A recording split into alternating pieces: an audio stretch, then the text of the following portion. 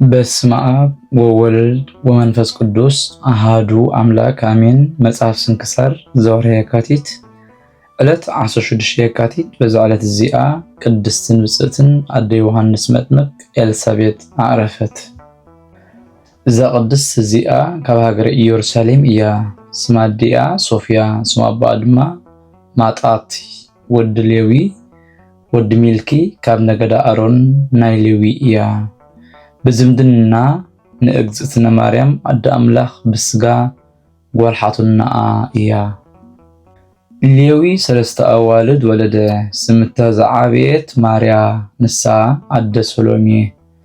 እታ ንእግዝእትነ ማርያም ኣብቲ ዘደንቕ ግዜ ሕርሳ ዘገልገለታ እያ። ስም እታ ካልአይቲ ከዓ ሶፍያ አደ ቅድስት ኤልሳቤጥ እያ። ስም እታ ዝነኣሰት ከዓ ሓና ንሳ ነታ ድርብ ድንግልና ዘለዋ ቅድስት ኣዴና ድንግል ማርያም ዝወለደታ አደ እያ። ስለዚ ሰሎሜን እግዝእትነ ማርያምን ኤልሳቤጥን ደቂ ኣሕዋት እየን። ዘካርያስ ካህን ከዓ ንዛ ቅድስቲ ኤልሳቤጥ ተመርዓዋ። ቅዱስ ወንጌል ብዛዕባ ንሳቶም ጻድቃን ክልቲኦም ሕያዎት ብዘይገለ ጉድለት ድማ ብኩሉ ሕጊ እግዚአብሔር ዝመላለሱ ዝነበሩ እዮም ይብል። እዛ ቅድስቲ ከዓ መኻን ነበረት። ልማንኦም ኣማላድነቶምን ኣብ እግዚአብሔር ምስ በፅሐ ከዓ ንዚ ቅዱስን ብሩኽን ውላድ ዮሐንስ መጥምቅ ሃቦም። እዚ ከዓ ጽድቆምን ፍቅሮምን ኣብ እግዚአብሔር ዘለዎም ዕቤት እምነቶምን ክግለጽ ኢሉ እዩ። ኣምላኽ ልማንኦም ቆልጢፉ ኣይሃቦምን። እንታይ ደኣ ንሳቶም ግና ኣይተጠራጠሩን ኣይሓዘኑን። እንታይ ደኣ ዕድሚኦም ክሳብ ዝኣርጉ ልማንኦም ኣየቋረፁን። ፀኒዖም ድማ ነበሩ። መኻናት ከለዉ ምስ ኣረጉ ውላድ ከም ዝወልዱ መለኮታዊ ሓይሊ ከም ዝሓደሮም ተረድኡ። ከምኡ ድማ ንእግዝእትነ ማርያም ድንግል ቅድሚ ዓለም ዝነበረ ቃል እግዚአብሔር ግዜ ምጽናሳ ምእንቲ ክበጽሕ ዮሐንስ ኣብ ከብዳ ኣዲኡ ክሰግደሉ ከም ተኣዲኡ ንእግዝእትነ ማርያም ነብኣ ምስ ኣተወት ዝበለቶ ህፃን ኣብ ከብደይ ብፍሳሕን ብሃሴትን ተሰራሰረ ዝበለቶ ንክኸውን እዩ። እዛ ኤልሳቤጥ ምስ ዓብየት ዘካርያስ ሰብኣያ እውን ምስ ሸምገለ እግዚአብሔር መልአኹ ልኢኹ ገብርኤል መልአኽ ብዛዕባ ወዱ ዮሐንስ ብዛዕባ ትብኡ ዝኸውንካ ኩሉ ነገር ኣረድኦ። ካብኡ ነዚ ቅዱስን ጻድቕን ነቢይ ሰማዕትን ዮሐንስ መጥምቕ ጸነሰቶ። ብልደቱ ከዓ ልባ ተሓጎሰ። ውርደታ ድማ ኣርሓቐላ። ንጎይታና ብስጋ ረኣየቶ። ብመለኮቱ ብኣምላኽነቱ ኣመነት። ብድሕነቱ ከዓ ተሓጎሰት። ብድሕርዚ ከም ትቅድም ዝነበረቶ ብቅድስናን ብንጽህናን ነበረት። ብሰላም ከዓ ኣዕረፈት። በረኸታ ምሳና ይኹን ንዘለዓለም ዓለም አሜን። ሰላም ለኤልሳቤጥ እንተወደሳ ወአልዓላ ሉቃስ ወንጌለ አመጽሐፈ ለተኦፍላ ሃገረ ይሁዳ አቡሃ ሰው በጽሐት እንገሊላ ተሃስየ ውስተ ከርሳ ወአንፈራጸ እጓላ ለማርያም ድንግል ሰበ ሰምዓ ቃላ። ሰላም ለኤልሳቤጥ ዝወደሳ እሞ ዘአልዓላ ወንጌል ምጽሐፈ ሉቃስ እንተኦፍላ ሃገረ ይሁዳ አባ ምስ በጽሐት ካብ ገሊላ ተሓጎሰ። ኣብ ውሽጢ ከብዳ ዘለውን ህፃን እጓላ ንድንግል ማርያም ምስ ሰምዓ ቃላ። በዛ ዕለት እዚኣ ኩሎም ዘመደ ክርስቲያን ብስም ኣዴና ቅድስት ድንግል ማርያም ዘብዕልዎ በዓል እዩ። ኣዴና ቅድስት ድንግል ማርያም ካብ ወዳ ጎይታናን መድሓኒትናን ኢየሱስ ክርስቶስ ናይ ምሕረት ኪዳን ዝተቐበለትሉ መዓልቲ ስለ ዝኾነ እዩ። እዚ ከዓ ዝኽራ ዝንገር ስማ ዝፅውዕ ንድኻ ብስማ ዝምጽውት ክሳብ ኩባያ ማይ እውን እንተኾነ ንኽምሕረላ ኪዳን ዝኣተወላ መዓልቲ እዩ። እዛ ቅድስትን ብርኽትን ወላዲተ ኣምላኽ ድንግል ማርያም ድሕሪ ዕርገት ወዳ ጎይታና ኢየሱስ ክርስቶስ ናብ ሰማይ ካብ ስጋኣ ስጋ ካብ ነፍሳ ነፍሲ ወሲዱ ፍጹም ሰብ ኩሉ ሕጊ ሰብ ፈጺሙ ብፈቃዱ ሕማማተ መስቀል ተቀቢሉ ሞይቱ ተንሲኡ ንሰማያት ምስ ዓረገ ነዲኡ مستمحراዩ ዮሐንስ ንዓኣ እንሆ ወድኺ ንዕኡ ድማ እንህታዲኻ ኢሉ ምሳም ዓቆባ ንሳ ካብኡ ጀሚራ ኩሉ ግዜ ናብ መቃብር ወዳ ናብ ጎልጎታ እናኸደት ትጽሊ ነበረት። አይሁድ ምስ ረኣይዋ ግና ቅንዓት መልኦም ብእምኒ ድማ ከሃርምዋ ድማ ይደልዩ ነበሩ። እግዚአብሔር ግና ካብ ኣዒንቶም ሰወራ። ድሕርዚ ተማኺሮም ናብቲ መቃብር እናመጸት ከይትጽልሞ ኩሉ ሰዕ ከይትመጽእ ሓለውቲ ገበሩ። ንሳ ግና መዓልታ ምምጻእ ኣይቆረጸቶም። መገረጃ ምስጋንኡ ስለ ዝሰወራ ንሳቶም ግና ክርእይዋ ኣይከኣሉን። መላእኽቲ ኩሉ ግዜ እናመጹ ይበጽሕዋ ነበሩ። ጎይታ ከዓ እናመጸ ዝደለየቶ ይፍጽመላ ነበረ። ሓደ ግዜ መላእኽቲ ናብ ሰማይ ኣዕሪጎም ናይ ጻድቃን ኣቦታት አብርሃምን ይስሐቅን ያዕቆብን ቦታ ኣርኣይዋ። እቶም ኣቦው ከዓ ተቐቢሎም ንእግዚአብሔር ምስጋና ይኹኖ ካብ ስጋና ስጋ ካብ ዓጽምና ዓጽሚ ንዓኺ ዝፈጠረልና ብኣኺ ድሕነትና ዝኾነ ወዲ ኣምላኽ ካባኺ ብምውላዱ ካብ ጥፍኣት መሰጋገር ድሕነት ኮንክና እናበሉ ካብ ኩሉ ኣዳም ክሳብ ሽዑ ዝዓረፉ ኣመስገንዋን ሰገዱላን። ብድሕሪዚ መላእኽቲ ናብ ፍቁር ወዳ ናብ መንበሩ ኣብጽሕዋ እሞ መጋረጃ ነዲ እሳት የማን ጸጋም ተቐልዐ። ጎይታ ከዓ ኣብ ኢዱ ሒዙ ሰዓማ ኦ ወላዲተይ መጺኹ ዶ ኢሉ ኣብ የማኑ ኣቐመጣ። ሓጎስን ፍስሓን ድማ ነገራ። ዓይኒ ዘይረኣዮ እዝኒ ዘይሰምዖ ኣብ ልቢ ደቂ ሰባት ዘይተሓስበ ዘዳለወላ ዜና ነገራ። ኣብ ትሕቲ መንበር ምስጋና ጎይታ ድማ ነቦኣ ዳዊት ንጉስ እስራኤል ምስ ኩሎም ማሕበር መላእኽትን ነቢያትን ነፍሳተ ጻድቃን ከም መንደቕ ከቢቦም ክወድስዋ ረኣየቶም።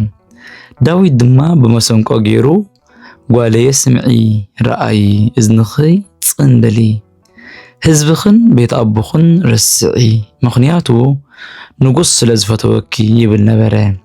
ከምኡ ድማ መላእኽቲ ናብቲ ንሰይጣንን ንሰራዊቱን ዝተዳለወ መኻን ኩነኔ ኣርኣይዋ።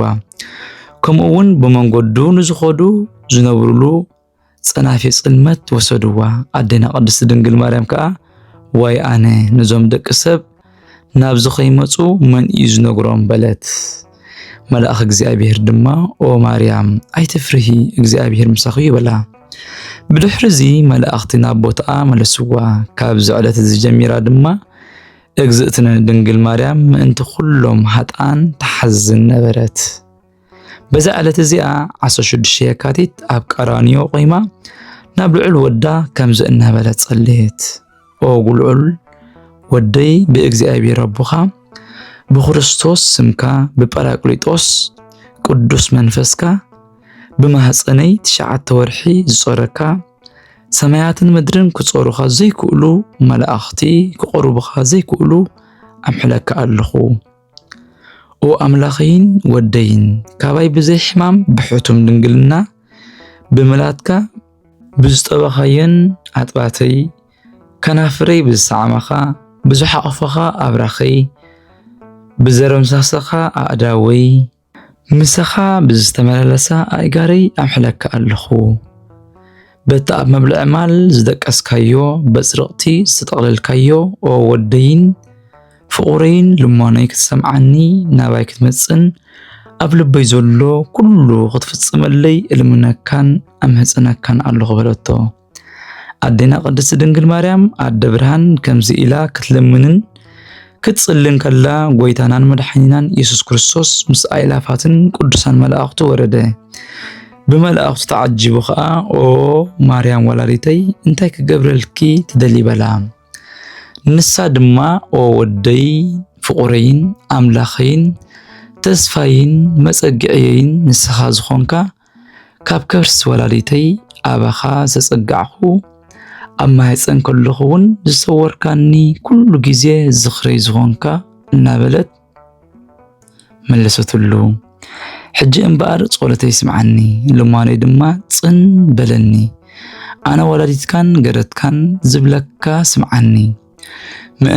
ምእንቲ ትዝኽረይ ዝገብር ቤተ ክርስቲያነይ ዝሃንጽ ንዕሩቕ ልብ ዘልብስ ንሕሙም ዝበጽሕ ንጥሙይ ድማ ዘብልዕ ንጽሙእ ዘስቲ ንሕዙን ዘናዝዝ ንሽጉር ዘጸናንዕ ውዳሴይ ዝጽሕፍ ውላዱ ብስመይ ዝሰሚ ኣብ በዓለይ ዝዘመረ ዘመስገነ ኦ ጎይታ ሰናይ ዓስቢ ጽግዎ ፍደዮ ዓይኒ ዘይረአዮ እዝኒ ዘይሰምዖ ኣብ ልቢ ደቂ ሰባት ሰብ ዘይተሓስበ ሓጎስ ሃቦ ኦ ጎይታ እልምነካን እመጽነካን ኣለኹ ምእንቲ ኩሉ እቲ በኣይ ዝውከል ናበኻ ዝልምን ኦ ጎይታ ካብ ግብሪ ኃጢአት ሓራ ኣውጻዮ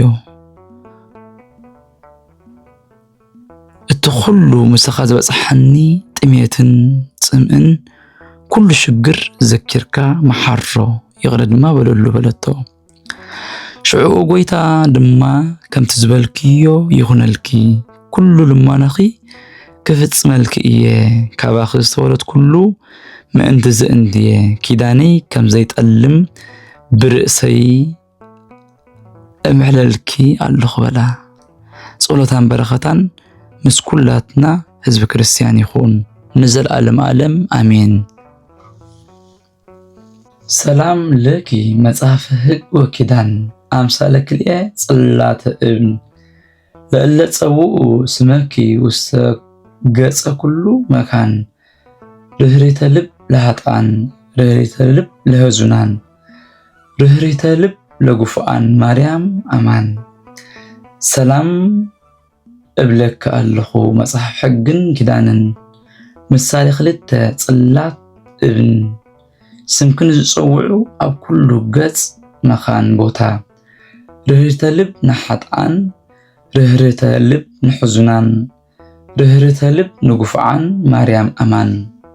ዘአቅረብኩ ማሕሌተ አዘችርየ አእላፈ እምእለተ ጸምዱከ ዘልፈ ለለአነብብ ተወከፍ ዘንደትየ መጽሐፈ እንተገበርከ ግዚኦ ጸሪቀ መበለት ወክፈ እምለአብኡ ብኡላን ዘዘርፈ ዘቕረብኩ ማሕሌት ኣዘኻኺረ አእላፍ ካብቶም ኣዘውቲሮም ዘገልግሉኻ ኩሉ ግዜ ብዘይ ምዕራፍ እንዳኸንብብ ተቐበል ናይ ድኽነተይ መጽሐፍ ዝገበርካ ጎይታ ናይታ መበለት ምባእ ውኩፍ ካብ ዘእተውዎ ሃብተማት ናይ ሃብቶም ተረፍ ነቢያት ቅዱሳን ሐዋርያቱን ሰባኽያን ሰማዕታት ምስ ጻድቃን ደናግልካ መነኮሳት ወንሄራን ባርኾት ባርኹ ማሕበር ዘቅድስት ቤተ ክርስቲያን ካብ ዝዓበየ ሽማግለ ክሳብ ዝነኣሰ ህፃን ንዝጸሓፎ ብመጽሐፍ ንዝጸሓፎም ብመድራስ ንዘንብቦ ንዝተርጎሞ ብልሳን ሐዲስ ንቃሉ እውን ሰምዐ ብእዝኒ መንፈስ ብጸሎት አድዩ ማርያም ዓራቂት ካብ ኩሉ ምባኣስ أحبير يمحرنا يسوع كريستوس سلام نعخاتكم